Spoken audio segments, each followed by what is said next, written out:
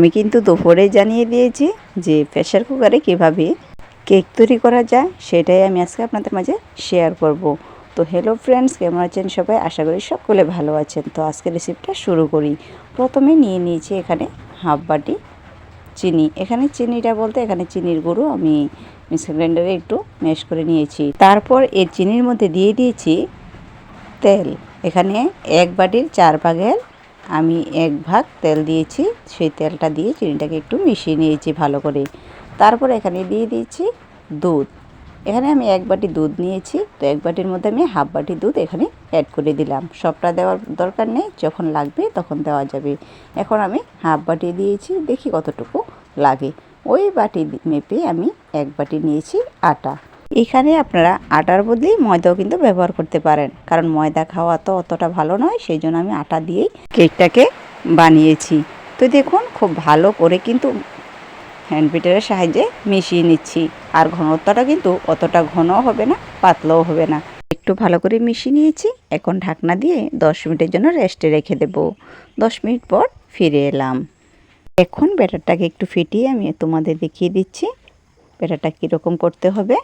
আমি এখানে 30 সেকেন্ডের মতো ফেটিয়ে নিয়েছি।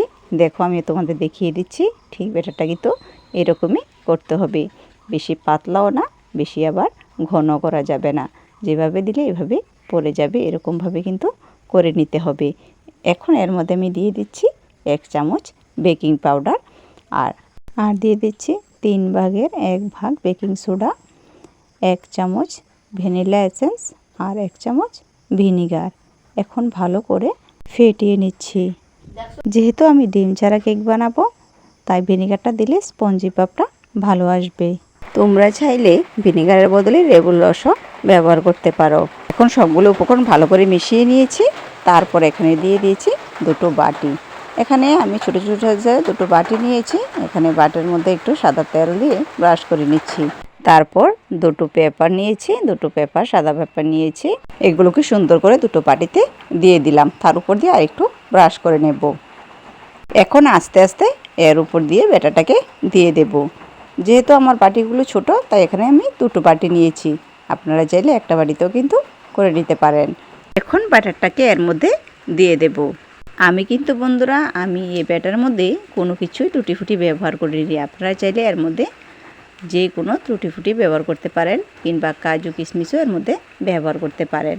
আমি এখানে কিছুটা দিলাম না, না দিলেও চলবে। আমি নর্মালভাবে আপনাদেরকে করে দেখাচ্ছি, একদম সিম্পলভাবে ঘরে থাকা উপকরণ দিয়েই। আরেকটা কথা আপনাদের বলতে ভুলে গেছি, সে কথাটা মাথায় রাখবেন। যে সমস্ত উপকরণগুলো মেশাবেন, সেই সমস্ত উপকরণগুলো কিন্তু একদমই নর্মাল মেশাবেন, কোনো রকমের ফ্রিজের কিছু ব্যবহার করবেন না। এখন দেখতেই পাচ্ছেন আমি একটা গ্যাসেতে প্রেসার কুকার বসিয়ে তার মধ্যে কিছুটা বালি দিয়েছি, আর তার ভিতরে একটা স্ট্যান্ড দিয়েছি, কিংবা একটা ছোটো বাটি দিলেও চলবে। বালিটাকে একটু আমি 10 মিনিট পর্যন্ত একটু ঢাকনা দিয়ে গরম করে রেখে দিয়েছিলাম। তারপর এর মধ্যে দিয়ে দিয়েছি কেকের বাটিটাকে তুলে।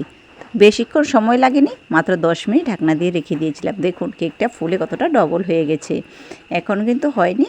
এখন উপর দিয়ে একটু সুন্দরের জন্য আমি কিছুটা কাজু আর কিশমিশ দিয়ে সাজিয়ে নিচ্ছি।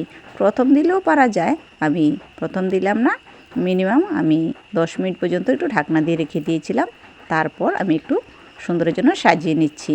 তারপর আরও 5 মিনিট আমি ঢাকনা দিয়ে রেখে দেব।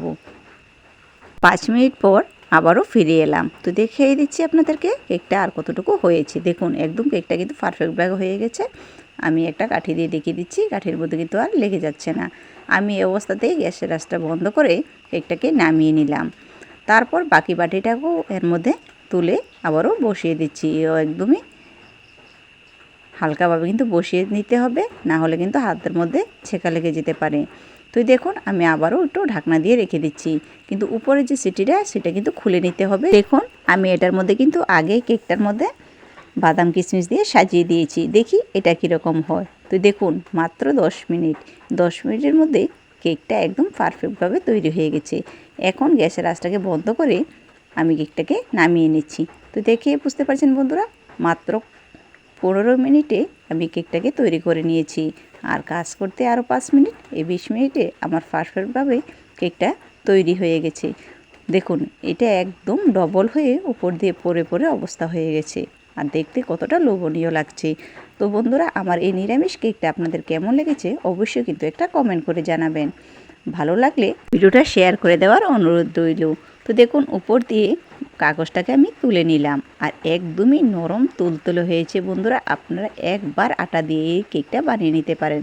সত্যি বলছি ভীষণই সুস্বাদু হয়েছে, মুখে দেওয়ার সাথে সাথে মিলিয়ে যাবে, একদমই সফট। বাজার থেকে কেক না কিনে বাড়িতে এভাবে বানিয়ে নিতে পারেন, ভীষণই সুস্বাদু হয়। এখন এই কেকটাকে আমি আপনাদেরকে কেটে দেখাবো। আসলে আমার ছেলের বার্থডে হয়েছিল, ওই দিন এই কেকটা আমি নিজের হাতে বানিয়ে ওকে খাইয়েছিলাম। ভীষণই টেস্টি হয়েছে, আপনারা একবার বানিয়ে দেখবেন। শুধুমাত্র একবার আটা দিয়ে এত সুন্দর কেক তৈরি করা যায়, আপনারা সত্যি না বানালে বিশ্বাসই করতে পারবেন না। তাহলে বন্ধুরা, আজকের জন্য এই পর্যন্তই। দেখা হবে নেক্সট ভিডিওতে। সকলে ভালো থাকবেন, সুস্থ থাকবেন।